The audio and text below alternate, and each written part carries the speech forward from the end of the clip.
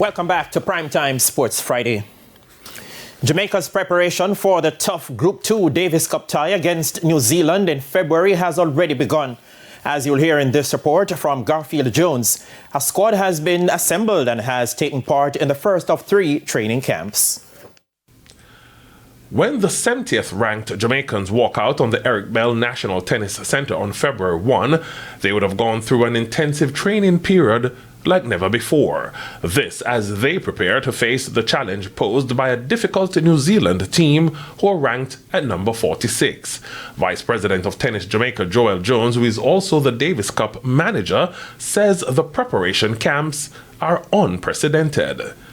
So going into this upcoming tie, there's a cadre of top flight players who have already been part of 1 training camp.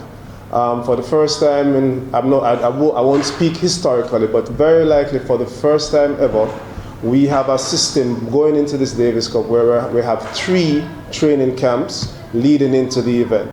He explained how they went about selecting the squad.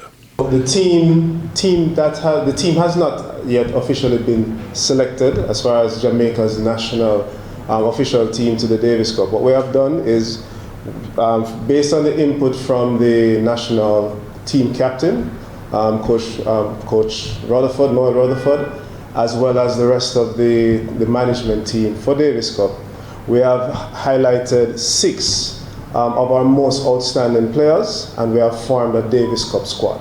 In the meantime, President of Tennis Jamaica John Azar says all is set for the start of the All Jamaica Open Championship, which serves off on Saturday and will run through to the 21st at the Eric Bell Center.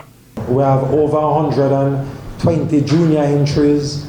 We have over 100 amateur entries. We have a full draw in terms of the men's pro event. It's certainly looking to be an exceptional tournament. And definitely that's going to be one to keep an eye on. So, Azar indicated the juniors will play over the first 5 days with the amateurs and professionals in the days to follow. Garfield Jones for TVJ Sports. Jamaica's